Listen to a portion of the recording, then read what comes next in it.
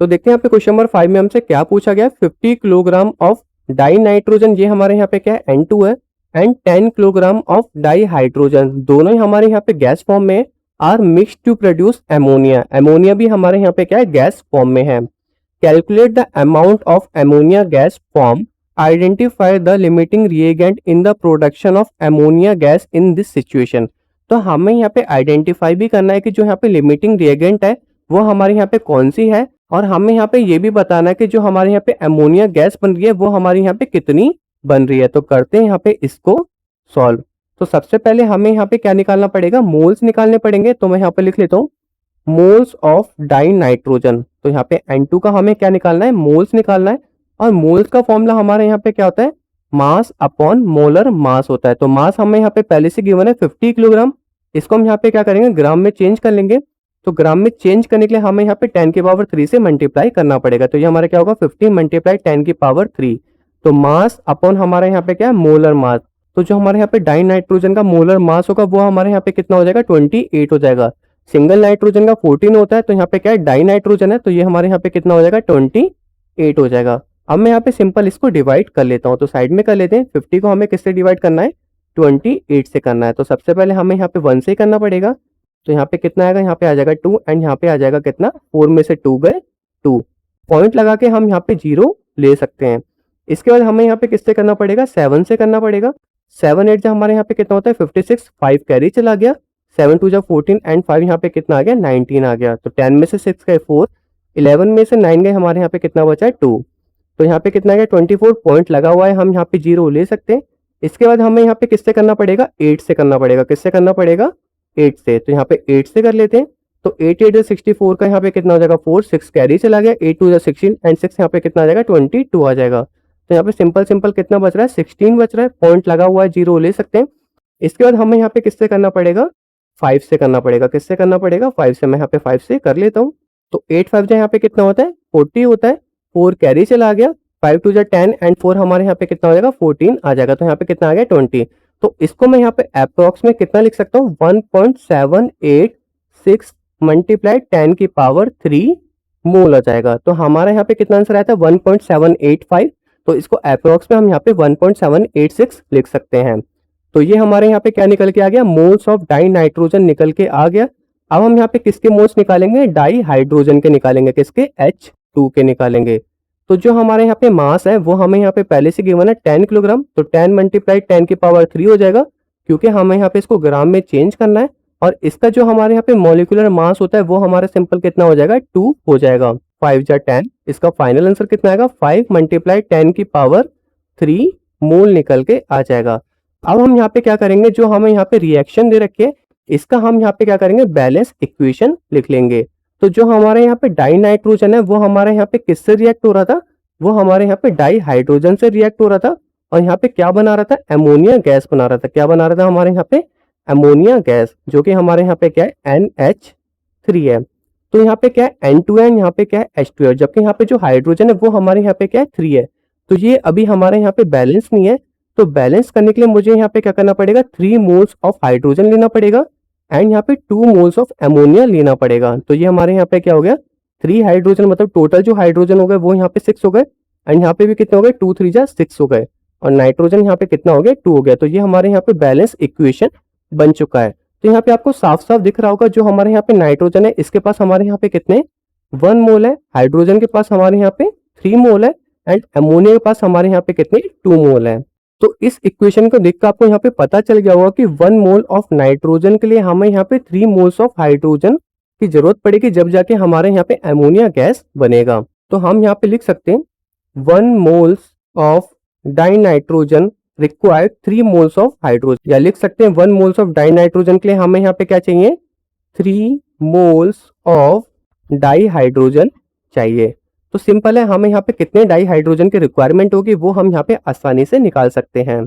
तो जो हमारे यहाँ पे मोल्स ऑफ डाई नाइट्रोजन निकला था वो हमारे यहाँ पे कितना निकला था 1.786 इंटू 10 की पावर 3 मोल। तो मैं यहाँ पे लिख लेता हूँ 1.786 मल्टीप्लाई 10 की power 3 mole of die nitrogen will require how much of dihydrogen will require di hydrogen. तो यहाँ पे कितने डाई हाइड्रोजन चाहिए होंगे वो हमें यहाँ पे निकालना है। तो सिंपल है, यहाँ पे क्या थे 3 मोल्स ऑफ डाई हाइड्रोजन थे, हम यहाँ पे क्या करेंगे 3 से मल्टीप्लाई कर देंगे। 3 मल्टीप्लाई 1.786 मल्टीप्लाई 10 की पावर यहाँ पे क्या होगा 3 मोल हो जाएगा। मैं यहाँ पे सिंपल इसको क्या करता हूँ 3 से मल्टीप्लाई कर लेता हूँ और देखते हैं हमारे यहाँ पे कितना आंसर आएगा। 1.786 मल्टीप्लाई 3, 6 3 से 18 का 8, 1 कैरी गया, 8 से 24 25, 2 कैरी गया, 7 से 21 23, 2 कैरी गया, 3 1 3 एंड 5, तो 5.358 आ रहा है। तो इसको हम यहाँ पे सिंपल 5.36 ले सकते हैं। तो ये हमारा कितना आ गया 5.36 इंटू 10 की पावर 3 मोल हो गया। तो हमें यहाँ पे कितने डाई हाइड्रोजन की रिक्वायरमेंट होगी 5.36 इंटू 10 की पावर 3 मोल, जबकि हमारे पास है कितने मोल्स ऑफ हाइड्रोजन 5 इंटू 10 की पावर 3 मोल। तो मोल्स ऑफ डाई हाइड्रोजन हमें यहाँ पे कम दे रखे जितनी रिक्वायरमेंट थी। तो इसका मतलब जो हमारे यहाँ पे डाई हाइड्रोजन है वो हमारे यहाँ पे क्या है लिमिटिंग रिएजेंट है। लिमिटिंग रिएजेंट होता क्या है, जो रिएक्टेंट साइट में हमारे यहाँ पे पूरी तरीके से कंज्यूम हो जाए उस रिएक्शन में, तो वो हमारे यहाँ पे क्या कहलाया जाता है लिमिटिंग रिएक्टेंट या लिमिटिंग रिएजेंट कहलाया जाता है। तो इसका मतलब मैं यहाँ पे लिख देता हूँ, हमने यहाँ पे आइडेंटिफाई कर लिया है। तो जो हमारे यहाँ पे लिमिटिंग रिएजेंट है वो हमारे यहाँ पे क्या है डाई हाइड्रोजन है। तो मैं यहाँ पे लिख लेता हूँ जो हमारे यहाँ पे डाई हाइड्रोजन होगा वो हमारे यहाँ पे क्या आ जाएगा लिमिटिंग रिएजेंट आ जाएगा। और जो हमारे यहाँ पे डाई नाइट्रोजन होगा वो हमारे यहाँ पे क्या है एक्सिस रिएजेंट है। तो जो डाई नाइट्रोजन है वो हमारे यहाँ पे क्या हो गया एक्सिस हो गया, और जो डाई हाइड्रोजन है वो हमारे यहाँ पे क्या हो गया लिमिटिंग रिएजेंट हो गया। अब हमें यहाँ पे क्या निकालना था कि कितने अमाउंट में अमोनिया यहाँ पर बन रही है, उसके लिए हम यहाँ पे आगे कैलकुलेट कर लेते हैं। जबकि जो हमारे यहाँ पे डाई हाइड्रोजन के मोल्स लेने हैं वो हमें यहाँ पे क्या लेके चलने हैं 5 इंटू 10 की पावर 3 मोल लेके चलेंगे, ना कि हम यहाँ पे 5.36 लेके चलेंगे। इस चीज का आगे ध्यान रखना पड़ेगा। इक्वेशन में आपको दिख रहा होगा जो हमारे यहाँ पे 3 मोल्स ऑफ हाइड्रोजन है ये हमारे यहाँ पे क्या बना रहे हैं 2 मोल्स ऑफ अमोनिया बना रहे हैं। तो इसे हम यहाँ पे कैलकुलेट कर सकते हैं कि जो हमारे यहाँ पे अमोनिया है इसके हमें यहाँ पे कितने मोल्स चाहिए। तो यहाँ पे मैं सिंपल लिख लेता हूँ जो हमारे यहाँ पे 3 मोल ऑफ डाई हाइड्रोजन है ये हमारे यहाँ पे क्या दे रहा है 2 मोल ऑफ अमोनिया फॉर्म कर रहा है। क्या कर रहा है 2 मोल ऑफ अमोनिया फॉर्म कर रहा है। तो इसका मतलब जो हमारे यहाँ पे हाइड्रोजन के मोल्स है जो कि हमें यहाँ पे कितने लेके चलने हैं 5 इंटू 10 की power 3 mole of di hydrogen will give this amount of ammonia, जो कि अभी हम यहाँ पे निकालेंगे। ये हमारे यहाँ पे कितना हो जाएगा 2/3 हो जाएगा। तो जो हमारे यहाँ पे 3 मोल्स ऑफ डाई हाइड्रोजन है वो हमारे यहाँ पे 2 मोल्स ऑफ अमोनिया क्या कर रहा है प्रोड्यूस कर रहा है। तो यहाँ पे क्रॉस मल्टीप्लाई करेंगे तो ये हमारे यहाँ पे क्या होगा 2/3 हो जाएगा। और जो हमारे यहाँ पे हाइड्रोजन के मोल्स थे इससे हम यहाँ पे क्या करेंगे मल्टीप्लाई कर देंगे, तो ये हमारे यहाँ पे क्या होगा 5 मल्टीप्लाई 10 की पावर 3 मोल हो जाएगा। अब मैं यहाँ पे सिंपल इसको मल्टीप्लाई कर लेता हूँ। यहाँ पे क्या होगा 5 2 10 डिवाइडेड बाय 3 इंटू 10 की पावर 3 मोल आ जाएगा। अब मैं यहाँ पे सिंपल इसको डिवाइड करूंगा तो यहाँ पे क्या होगा 3.333 ऐसे चलता रहेगा। तो सिंपल इसको यहाँ पे लिख लेते हैं 3.3 इंटू 10 की पावर 3 मोल आ जाएगा। तो जो यहाँ पे अमोनिया के मोल्स है वो हमारे यहाँ पे कितने 3.3 इंटू 10 की पावर 3 मोल्स हैं। तो पहले वाले में हमें यहाँ पे पता चल गया था कि हमारे यहाँ पे एक्सिस कौन सा है और लिमिटिंग रिएजेंट कौन सा है। दूसरे वाले में हमने यहाँ पे क्या निकाल लिया अमोनिया का हमने मोल्स निकाल लिया, जो कि हमें यहाँ पे इसका मास कैलकुलेट करने में आसानी होगी। तो मैं यहाँ पे लिख लेता हूँ mass of ammonia form, mass of ammonia form. तो यहाँ पे कितना मास इसका बनेगा वो हम यहाँ पे आसानी से कैलकुलेट कर पाएंगे। इसका फॉर्मूला हमारे यहाँ पे क्या होता है moles multiply molar mass, moles multiply यहाँ पे क्या होता है मोलर मास होता है। तो मोल्स हमारे यहाँ पे कितने थे 3.3 इंटू 10 की पावर 3 मोल्स थे मल्टीप्लाई, और मोलर मास हमारे यहाँ पे अमोनिया का कितना होगा वो हम यहाँ पे देख लेते हैं। तो हाइड्रोजन पे हमारे यहाँ पे कितने 3 हाइड्रोजन है, तो 3 हाइड्रोजन हो गए। और नाइट्रोजन का जो एटॉमिक मास होता है वो हमारे यहाँ पे कितना होता है 14, तो 14 प्लस 3 हमारे यहाँ पे कितना हो जाएगा 17 हो जाएगा। इसको मैं यहाँ पे मल्टीप्लाई कर लेता हूँ।